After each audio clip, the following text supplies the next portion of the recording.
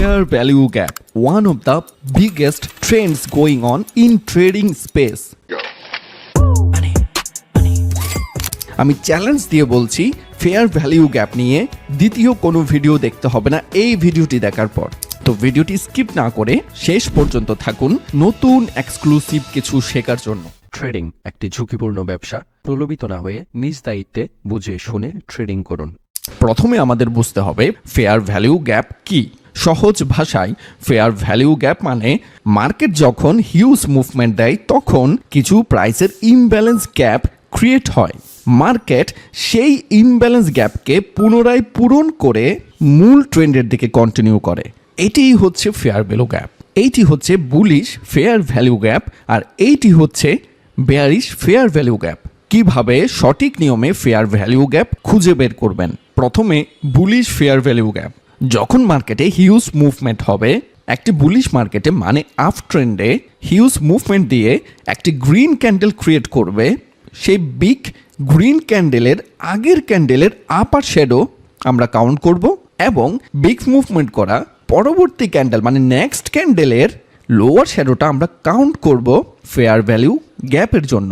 So simply যদি বুঝি, big movement করা আগের ক্যান্ডেলের আপার শ্যাডো আমরা কাউন্ট করব অ্যান্ড পরের ক্যান্ডেলের লোয়ার শ্যাডো আমরা কাউন্ট করব ফেয়ার ভ্যালু গ্যাপের জন্য। সো এইটা হচ্ছে ফেয়ার ভ্যালু গ্যাপ। একটু আগে আমরা শিখেছি যখন হিউজ মুভমেন্ট করে তখন প্রাইসের কিছু ইমব্যালেন্স গ্যাপ ক্রিয়েট করে, মার্কেট সেই গ্যাপটি পূরণ করার পরে মূল ট্রেন্ডের দিকে কন্টিনিউ করে। সো এইটা হচ্ছে এক বুলিশ মার্কেট বা আপ ট্রেন্ড।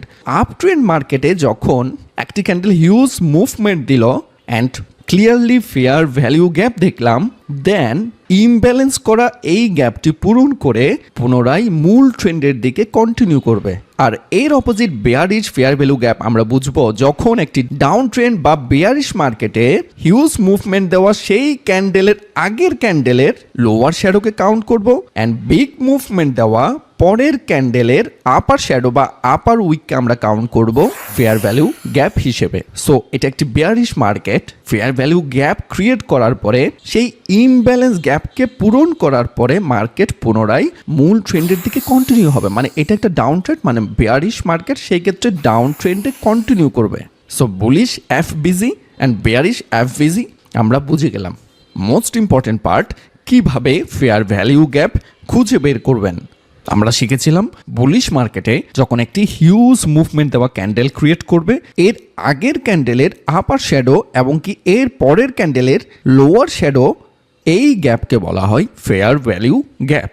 এইটা হচ্ছে bullish fair value gap. So number 2, bearish FVG. আমরা শিখেছিলাম bearish fair value gap count করব বিগ মুভমেন্ট করা আগের ক্যান্ডেলের lower shadow and big movement করা পরের ক্যান্ডেলের আপার শ্যাডো।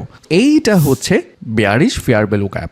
দেন প্রাইসের ইমব্যালেন্স হওয়া এই গ্যাপকে পুনরায় পূরণ করে মূল ট্রেন্ডের দিকে কন্টিনিউ হবে। তো আমরা বুঝে গেলাম কিভাবে ফেয়ার ভ্যালু গ্যাপ খুঁজে বের করব।